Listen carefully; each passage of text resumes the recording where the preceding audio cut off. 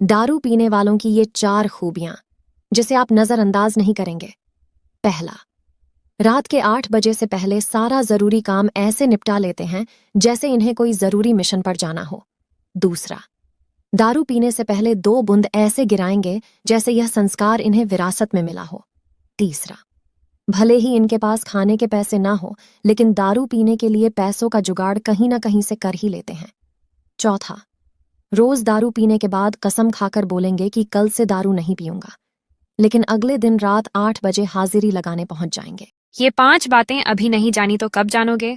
Number 1, नमक रोटी खाकर सो जाना, परंतु अपनों के सामने कभी हाथ मत फैलाना, क्योंकि जितना वो देंगे नहीं, उससे अधिक वो सुनाएंगे।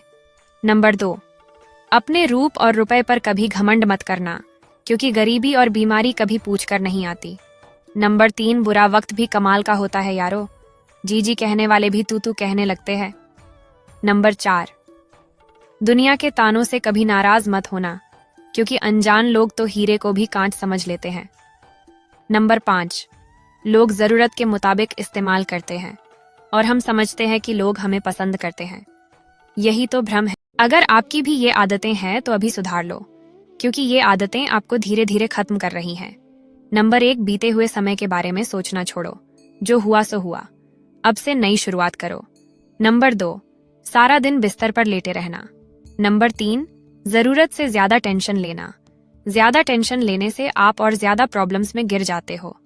नंबर 4, रात को देर तक जागना और सुबह लेट उठना। नंबर 5, दूसरों के भरोसे रहना। अभी भी समय है, समझ जाओ। आपके माँ बाप के सिवा कोई अपना नहीं है।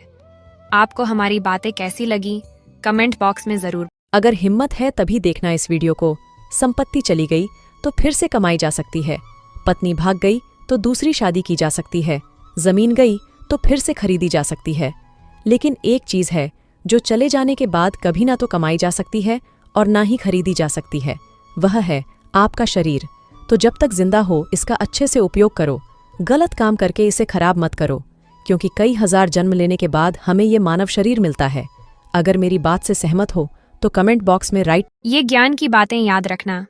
नंबर 1, 18 से 25 की उम्र ऐसी उम्र होती है जिसमें आप अपने भविष्य को बना सकते हो या बिगाड़ सकते हो। नंबर 2, दूसरों को देखकर यह तय ना करें कि मेरी किस्मत खराब है। किस्मत कभी खराब नहीं होती, बस समय खराब होता है। नंबर 3, दुनिया में पैसा उतना ही जरूरी है जितना दौड़ने के लिए पैरों की जरूरत होती है। नंबर 4, दुनिया में सबसे ज्यादा लोगों की बर्बादी का कारण क्रोध है, इसीलिए इसे नियंत्रित करके रखें। आपको हमारी बातें कैसी लगी, कमेंट बॉक्स में जरूर बताएं। महिलाएं ध्यान से सुने, पुरानी चूड़ियां का क्या करना चाहिए, जानने से पहले लाइक सब्सक्राइब जरूर करें। नंबर 1, महिलाएं अपनी पुरानी या पहनी हुई चूड़ियां किसी को ना दें। नंबर 2, अपनी पुरानी चूड़ियों को कूड़ेदान में नहीं फेंकना चाहिए। नंबर 3, टूटी हुई या छटकी हुई चूड़ियां कभी भी ना पहने। नंबर 4, टूटी हुई चूड़ियों को किसी एक जगह। एक साधु ने एक कुत्ते से कहा कि तू है तो बहुत वफादार, परंतु तेरे में 3 कमियां हैं। पहला, तू पेशाब हमेशा दीवार पे ही करता है। दूसरा, तू भिखारी को देखकर बिना बात के ही भौंकता है। तीसरा, तू रात को भौंक भौंक के लोगों की नींद खराब करता है। इस पर कुत्ते ने बहुत ही बढ़िया जवाब दिया। कुत्ता बोला, ऐ साधु सुन, पहला, जमीन पर पेशाब इसलिए नहीं करता कि कहीं किसी ने वहां बैठकर पूजा की हो। दूसरा, भिखारी पर इसलिए भौंकता हूं कि वो भगवान को छोड़कर लोगों से क्यों मांगता है, जो कि खुद भिखारी हैं, भगवान से क्यों नहीं मांगता। और तीसरा, रात को इसलिए भौंकता हूं कि हे पापी मनुष्य, तू इस भ्रम की नींद में क्यों सोया हुआ है। उठ, अपने उस प्रभु को याद कर जिसने तुझे इतना सब कुछ दिया है। अच्छे लोगों की मृत्यु जल्दी क्यों हो जाती है, जानने से पहले लाइक सब्सक्राइब जरूर करें। नंबर 1, अपने प्राचीन कथाओं में सुना होगा कि जब कोई आर्षि मुनि या भगवान किसी अप्सरा या देवता पर क्रोधित होते थे तो उन्हें सजा के तौर पर पृथ्वी लोक यानी मृत्यु लोक में जन्म लेने का श्राप देते थे। नंबर 2, यह मृत्यु लोक समस्त ब्रह्मांड में ना तो अच्छी जगह है न बुरी जगह। जब हम जन्म लेकर यहाँ आते हैं तो हमें इस मृत्यु लोक की माया जाल और मोह माया घेर लेती है। हमें यह मृत्यु लोक अच्छा लगने लगता है और यहाँ रहने वाले लोगों से मोह हो जाता है। नंबर 3, अगर किसी जीवात्मा ने मृत्यु लोक में बहुत बुरे कर्म किए हैं, बहुत ज्यादा लोगों को सताया है, लुटा है, दुख पहुंचाया है, तो उसे दूसरे जन्म में उन सभी के साथ हिसाब चुकाना पड़ता है।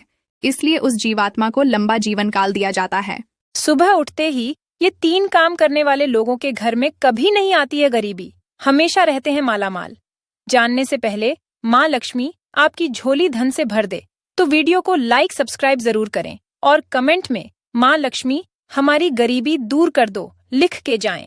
नंबर 1, जिस घर में सूर्योदय से पहले झाड़ू लग जाए उस घर में सुख समृद्धि की कमी नहीं होती है। घर का मुख्य द्वार हमेशा सूर्योदय से पहले खुल जाना चाहिए। खिड़कियों दरवाजों से आती सूर्य की पहली किरण घर में धन के भंडार भर देती है।